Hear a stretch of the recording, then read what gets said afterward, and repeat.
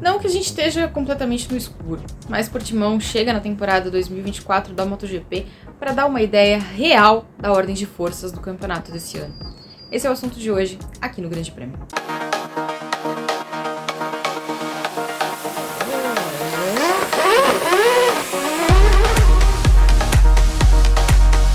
Não, ninguém está esperando nada diferente do que uma Ducati fortíssima, dominante, nem nada disso.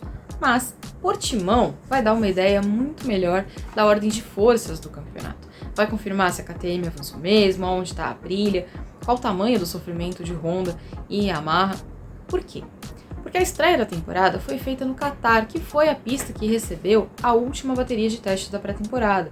Então todo mundo teve muito tempo em Lusail para poder acertar a moto. Eles sabiam como reagir a eventuais problemas, sabiam o que era melhor, o que não era. Isso não vai acontecer em Portimão. Vai ser ali o desembarque, das motos de 2024 em um novo traçado, um traçado que não participou da fase de testes do campeonato. Então é como começar uma folha em branco. Eles sabem o que funciona na moto, do que eles viram no teste, mas adaptar a um outro circuito vai ser uma situação diferente. Tem ali o tempo regulamentar também, do fim de semana normal, que a gente espera que seja um fim de semana normal, porque não foi no Qatar. No Qatar, por incrível que pareça, choveu, no deserto. Tem pouquíssimos dias de chuva no ano no Qatar e a MotoGP conseguiu acertar um deles.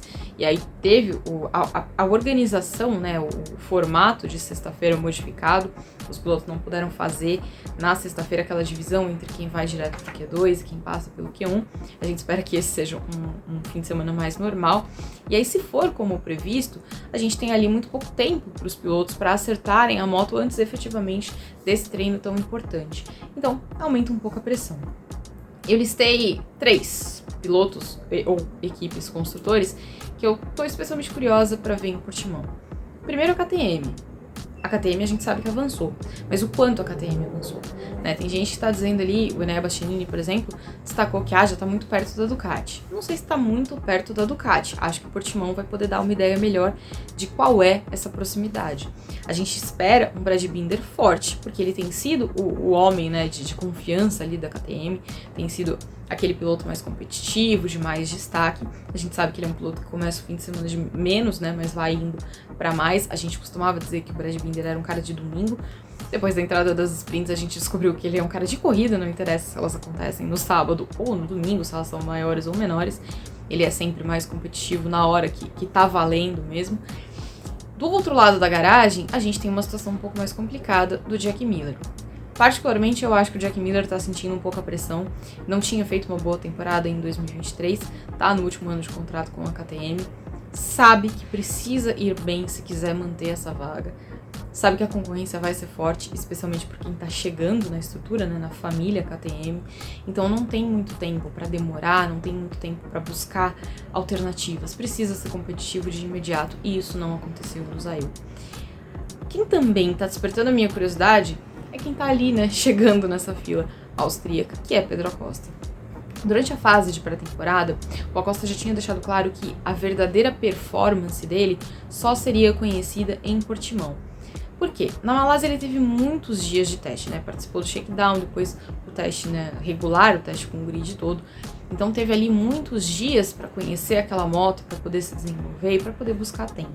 No Qatar também teve um tempo mais longo, fez a pré-temporada, depois fez o fim de semana. Em Portimão ele vai ter só o fim de semana. A gente viu no Qatar que ele foi bastante competitivo, foi rápido, conseguiu fazer boas ultrapassagens. Muita gente brincou que ele não tinha sido informado, que não estava mais na Moto3, que estava correndo na MotoGP. Por mim, ele super pode continuar com um comportamento à la Moto3, porque é muito mais divertido. Mas ele não conseguiu preservar ali os pneus para poder ser competitivo no final da corrida. Não foi em absoluto condenado por ninguém por isso. O chefe da Tech 3, o Hervé Poncharal, o recebeu de volta nos boxes absolutamente contente, destacou que amava o Pedro era material de campeão e tudo mais. E destacou também que ele aprendeu muito mais rodando entre os ponteiros, ainda que ele não tenha conseguido completar a corrida naquela posição, do que ele teria aprendido rodando em 15º. O que é uma verdade, Ele andou com os pilotos mais fortes da categoria, certamente a lição foi mais valiosa. Mas como será Pedro Acosta num formato normal de fim de semana? Numa pista onde ele não passou, onde ele não tem tanta quilometragem com essa moto, onde ele precisa entender ainda o comportamento da moto, ele ainda não conhece tão bem os pneus, não conhece tão bem a RC16, tem muita coisa nova ali para entender. Então acho que o Portimão também vai mostrar pra gente como é esse Pedro Acosta da MotoGP. Eu não espero o Pedro Acosta enfraquecido, muito pelo contrário. Acho que o Pedro é um cara muito talentoso, que já mostrou que tem uma capacidade muito boa de se adaptar. Então acho que a gente vai ver de novo um Acosta bem competitivo. Mas Portimão vai sanar também essa dúvida. A outra curiosidade, e aí eu imagino que vocês também estejam essa também entraria na listinha de vocês, diz respeito à performance de Marc Marquez. Depois de uma vida inteira com a Honda, Marquez estreou com a Ducati no Qatar.